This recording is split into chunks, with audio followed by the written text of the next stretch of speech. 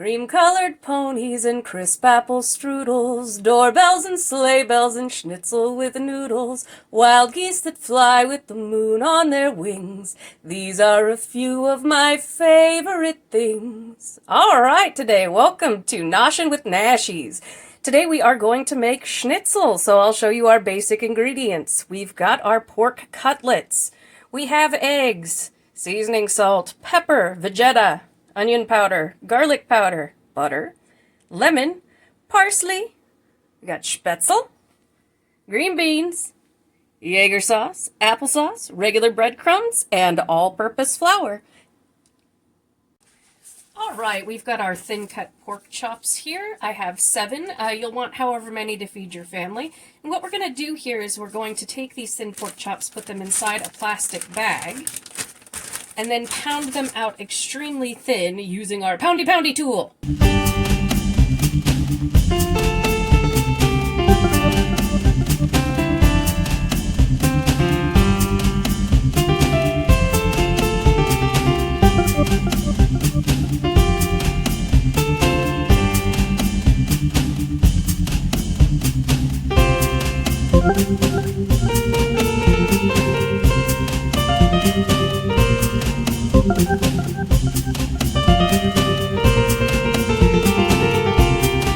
Show you what I do here. I have 1.5 cups of flour, 2 eggs, and 2 tablespoons of milk, and I have 2 cups of breadcrumbs over here.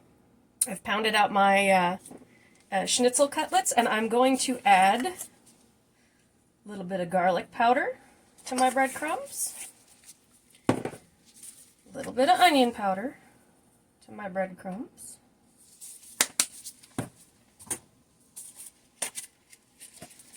a little bit of my Vegeta Seasoning to my breadcrumbs. Sort of an all-purpose vegetable seasoning. And then I'm going to add some Lawry's seasoning salt to my flour and to my breadcrumbs. It's about 1/2 teaspoon of each. And then we want some pepper. I'm doing the fine pepper here so that it doesn't burn when we fry this, because nobody wants burnt crust on their schnitzel. And then we just mix it around in here using a fork. Get it nice and incorporated. You can use a whisk too, it works just fine. And then we mix in our salt to our flour and our pepper.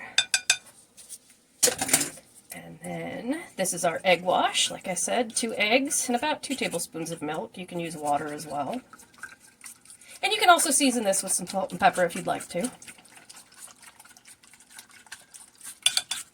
And you want to get that nice and incorporated. A little ASMR.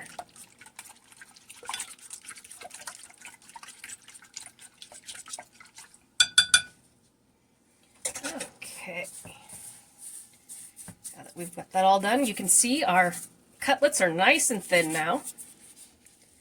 Very thin. And you want to first dredge them in your flour mixture. Get them good and coated. Then into your egg wash.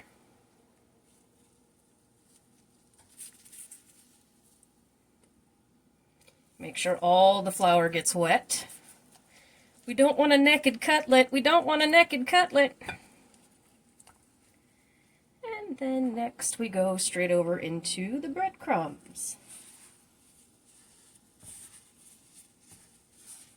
This is just a basic schnitzel recipe. It's the one my grandmother made, the one my mother made, and there are variations that you can do for yourself. Almost every culture has some kind of cutlet, schnitzel, fried pork, fried chicken, fried beef recipe. It's something that cultures have in common, which is wonderful. Food. My water for my Spätzle just started boiling in the back. And behind me I am heating up a large saute pan on medium heat, which is 5 on my stove, with about 1/2 inch of avocado oil. And I will show you in a moment how to tell if your oil is hot enough to fry. And this is what our cutlets will look like. I am going to stop recording here, then start and try and do a fast forward montage. So I'll see you all in a moment.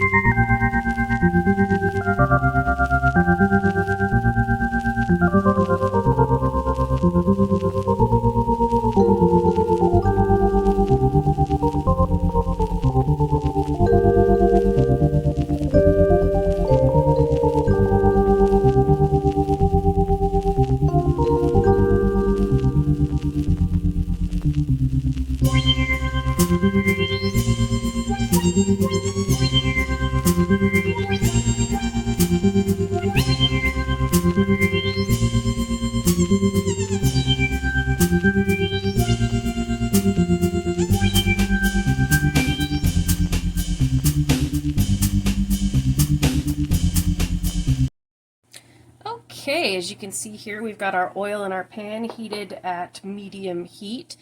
Next to it is the water boiling, so if you see a reflection, that's not smoke coming off the oil. It's avocado oil, has a high smoke point. That's the steam coming off of my pot for my Spätzle. But I'm going to show you a good trick to see how your oil, if it's hot enough. You take a wooden spoon, and you put your wooden spoon in there, and if you see it start making bubbles, then you know it's hot enough to fry, which is just an old trick that I learned. Okay, so we don't want to overcrowd our pan with things like Schnitzel. These cook fast because they're very thin, so we're just going to go ahead and throw a couple of them in there and watch them sizzle. And you want to cook these until they are golden brown on both sides.